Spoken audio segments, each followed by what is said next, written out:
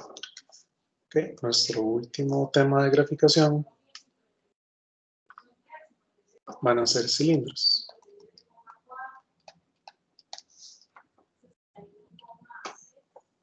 Ok, no hay que imaginarse aquí el típico cilindro que nos hacían en el kinder, ¿verdad? Que era un cilindro circular recto que está engendrado a partir de círculos. Efectivamente, eso es un cilindro, sí.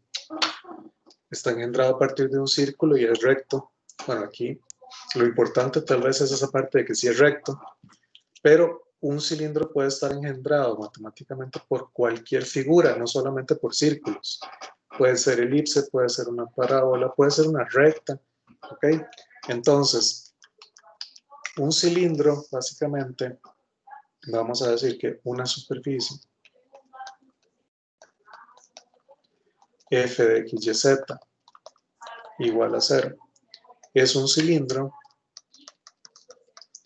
si a esta expresión f, si a esa función, si a f le falta alguna de las variables. Le falta alguna de las variables. Ok, qué interesante, porque ya nosotros hemos dibujado cilindros, entonces.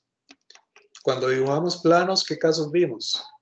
Cuando había solo una variable. Cuando faltaban dos. Eso era un cilindro.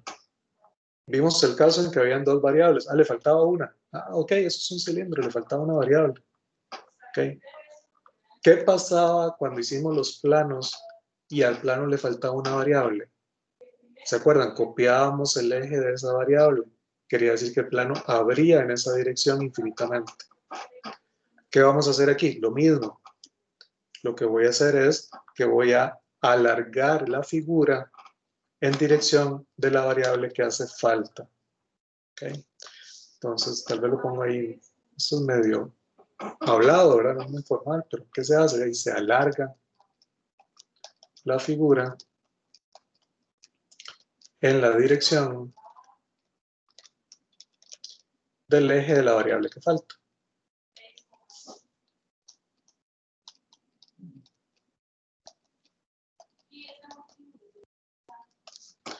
¿Ok? Es más fácil verlo con ejemplos, entonces vamos a hacer ejemplos.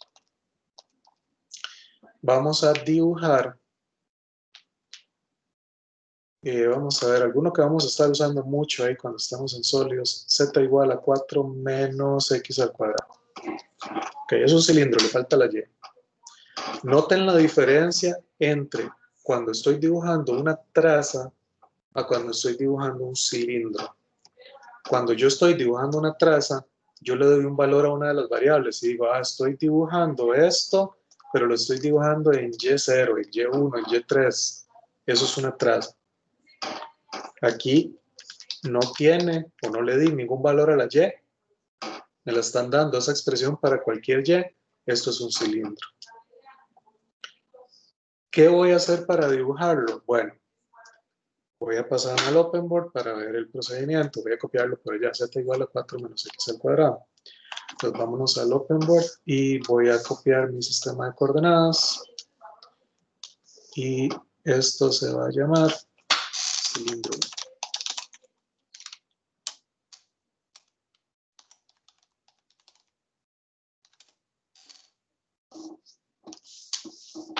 Entonces dijimos que lo que estoy dibujando es z igual a 4 menos x al cuadrado.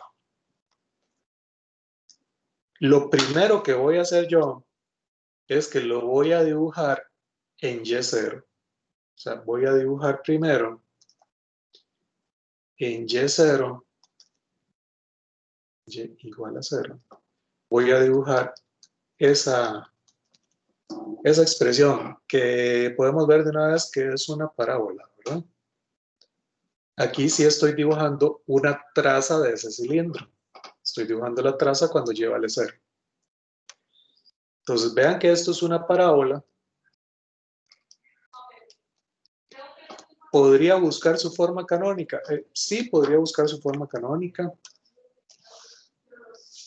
¿Me va a servir de mucho? No, en este caso no me sirve de mucho.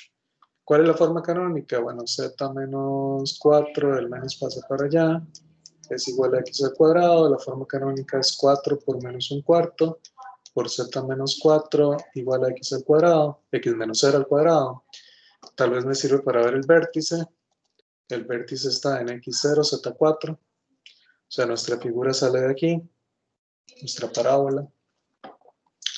Y pues más allá de ahí, no me está sirviendo de mucho.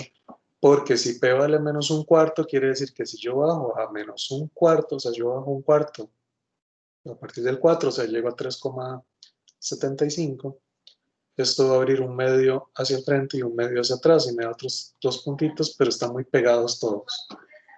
Pues de eso no me va a servir de mucho. ¿Qué me sirve más? Sacar las intersecciones con el eje X, por ejemplo. Intersecciones con el eje X. Entonces hago que z valga 0. Y me da que x vale más menos 2. Ok, mi parábola tiene que pasar por este punto, tiene que pasar por este punto. Ya son puntos que están un poco más alejados. Y esos puntos entonces me van a servir para hacer el dibujo de esa parábola. Entonces salgo del vértice, salgo en la dirección del eje X, que es donde está la dirección de la directriz. Y tengo que pasar por estos dos puntillos. Entonces salgo hacia el frente. Ok, salgo hacia atrás. La figura esta va a quedar por el lado atrás, voy a hacerlo punteado. Okay, esa es mi parábola.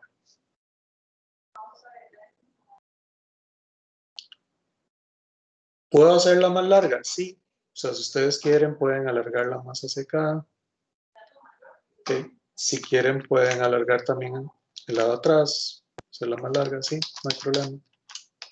Porque yo estoy haciendo, en realidad, una representación finita de algo que es infinito, ¿verdad? Esto sigue infinitamente, la parábola sigue infinitamente y os va a abrir infinitamente el cilindro. ¿Okay? Ok, ahora, ya tengo la parábola y yo sé que a mi expresión le falta la y. A mi expresión le falta la y. Entonces, lo que voy a hacer es que en los puntos principales que hice, el vértice y esas intersecciones con los ejes, voy a hacer una copia de mi eje Y. Este eje Y medía 6 unidades, creo. 6 para acá, 6 para acá. Listo. Voy a hacer una copia en el vértice. Ahí está la copia de mi eje Y. Voy a hacer una copia en este punto. Ok. Si todo lo hice bien, ¿verdad? Si lo centré bien y hice la copia bien, ¿verdad? La copia del eje Y es centrada en esos puntos principales. Entonces me voy al extremo, a los extremos izquierdos. Y debería quedarme una copia idéntica de mi parábola. De hecho, otra vez, aquí yo podría literalmente hacer copy de la parábola y pegarla aquí. Y debería servir. ¿Okay? En los extremos de la derecha hago lo mismo. ¿Okay? Este es el vértice, salgo en dirección del eje X, hago una copia de la parábola. ¿Okay? Bueno, esta sí la Profe, veo. ¿y esto se considera un cilindro? Eso es un cilindro. Ok, Matemáticamente sí. ok, sí. Y no necesariamente tiene que ser circular. Es un cilindro. Y digamos, o sea, no cierra, nada más queda como una hoja doblada. Exactamente. Eso es lo que estoy dibujando. Una hoja doblada. Ok. Exactamente. Y listo, ya tengo la representación gráfica de ese cilindro. Ya le puedo hacer detalles, ¿verdad? Como de que vengo y digo, bueno, esta puede ser punteada. Hasta aquí. ¿verdad? Ya están punteadas las que van punteadas. Eso es optativo. Si quieren puntear las que son punteadas, genial. Si no, no hay problema, ¿verdad? Si a alguien le gusta sombrear, puede sombrearla. Pero se ve claramente, ¿verdad? Que está engendrado, está hecho a partir de una parábola. Está engendrado a partir de una parábola y a partir de esa parábola abre infinitamente en Y. Aquí lo hice en los soltantes de arriba. Lo que les decía, ustedes pueden eventualmente, no hay problema, pasar la parábola a los soltantes de abajo. Y simplemente hacen las líneas más abajo, etcétera, no hay problema. Pero siempre, bueno, es más visible verlo como los soltantes de arriba. Incluso es muy probable que cuando estemos haciendo sólidos, a mí me interese nada más lo que está en el primer octante. Entonces, en realidad, lo que me va a interesar, voy a marcar lo que está en el primer octante. Esta parte, aquí, aquí, aquí, ¿verdad? Eso es lo que está en el primer octante. Después le voy a poner, ya cuando estamos en el primer octante, rayitas así, para que sea mejor, etcétera, pero okay, eso está en el primer octante. Profe, Dime. ¿usted escogió qué tan largos fueron las líneas paralelas al eje Y? Sí, yo siempre recomiendo, y fue lo que yo hice una copia del eje Y. El eje Y mide 12 centímetros, así lo hice, 6 para la izquierda, 6 para la derecha. Entonces yo acostumbro a hacer copias de los ejes, así como están. El eje Y llegó aquí a 6, aquí a menos 6. El eje X, bueno, aquí está el 4 y aquí está menos 2 y 2. Pero sí, uno puede hacerlo más corto, más largo, pero yo siempre acostumbro a hacerlo del tamaño del eje que estoy alargando. Hagamos otro. Profe,